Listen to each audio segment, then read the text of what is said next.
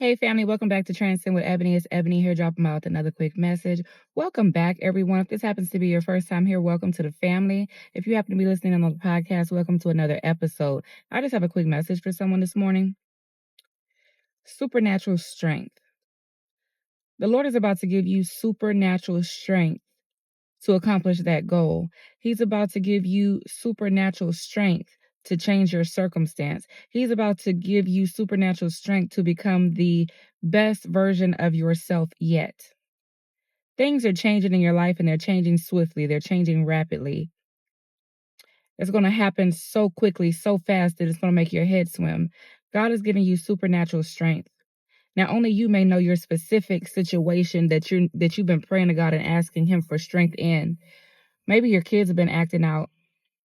Maybe you're a parent of, teenagers and your children are acting out, maybe in school or even at home, and this is something that's brought you to your knees and got you saying like, you know what, Lord, give me strength. Like I need strength to overcome. I need strength to be able to stand. I need strength to be able to help my kids, to strengthen them, to guide them, to help them through whatever they may be going through. Maybe, it's a tough situation in your marriage or your relationship, and it's something that's really been having you down, almost to the point to where you feel hopeless, almost to the point to where you feel like you have absolutely no strength left. You feel you're in a point, you're at the point of weakness. You're at the point where you just want to sit down and throw in the towel because this thing got you so out of your element, so stressed out that you feel like that's the only thing you can do right now. Never forget that the Lord's strength is made perfect in your weakness. So just the fact that you feel that way is a sure sign that God is able to and going to act on your behalf. See, if you're at a weak moment or a weak point in your life, that means God is able to exercise His strength in your situation on your behalf, because once again, His strength is made perfect in your weakness. Once we are weak, once we get to the point to where we're weak and we have come to the end of ourselves and we say, you know what? Okay, there's nothing that I can possibly do to change this situation in my life. Everywhere I look, everywhere I turn, everything I try is not working. It's clear to me that I can't do anything to make this situation better. No matter how much I, express to that spouse or that significant other the things that we need to change or better in order to make the situation work, or make the situation flow better, or work together in harmony, and things like that. They just don't get it.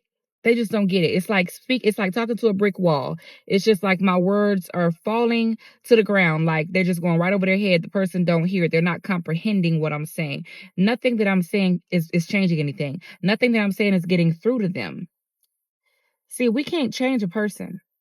The only thing we can change is how we handle a person, or how we react, how we handle certain circumstances, and leave the rest to God. See, it's not up to you to change that person. It's not your responsibility to change that person. It's not your responsibility to change their way of thinking. It's not your responsibility to change their actions. It's not your responsibility to talk sense into them. Yes, you can always encourage someone, try and give them advice, try and lead them down the right path if you feel, God is leading you to do so. But if all you've done is not working, then that's not your place. That's not your battle. That is the Lord's battle. So give the Lord His battle back, because at the end of the day, God is going to work in them the way He is working in and through you. The way that the Lord is worked change in you to get you to where you are now from the place that you used to be maybe a year ago, 5 years ago, 6 months ago. You have to trust and believe and have faith that the Lord will do the same thing for that person. It's not your responsibility to be their God and their guide every step of the way and make sure that they change certain things, or, do things a certain way because it worked for you. See, just because God showed you a certain way to do something and it worked for you, it worked for you because God knows what His children need. He created us. Of course He does. So, maybe God gave you revelation on these things because this is how things were supposed to work out for you, and they did, you know? Maybe it's different for this person. See, God knows what that person, what he or she needs as well, because he created them also. So God knows what his children need. So you have to trust God to work change in that person, because the very things that God sees that they may need to change may not be at all the things that you think they need to change. So you have to trust God. God is giving you supernatural strength in this hour. Maybe it's supernatural strength to just sit in silence and allow him to work. Maybe it is just supernatural strength to go ahead and create that business plan. Maybe it's supernatural strength to go deeper with the Lord. Maybe it's supernatural strength to find more time to sit in that one-on-one time with the Lord, to maybe start working on that prayer closet. Maybe that's going to be a supernatural strength to you know, find or make the time to go deeper in the Lord. Maybe it's to make the time to start journaling, to start working on your health, wellness, and fitness. Maybe it's going to be that time for you to start going walking, start exercising, start eating healthier. Maybe you feel like, you tried and tried before and it just never worked because you would give in or you would fall short, when it came time for you to do these things, because this is just not, maybe it just didn't work out before. Maybe that business, you have a great idea, a great plan, but it didn't work out before. Maybe you felt like you hadn't had time, or maybe when you start trying to put your hands on that thing and work it on out, maybe all of a sudden it feels like, you know what? Maybe you get fearful. Maybe you start wondering, okay, is this meant for me? Okay, God, this is too big for me. I can't do this. I don't know what to do next. God is going to give you supernatural strength to maybe even just sit still and allow him to give you step-by-step divine strategy. God will do that. He will give you a business plan. He will give you divine strategy. He will give you step-by-step divine strategy. And that step-by-step strategy may not look like what you think. You may ask the Lord for step-by-step divine strategy to,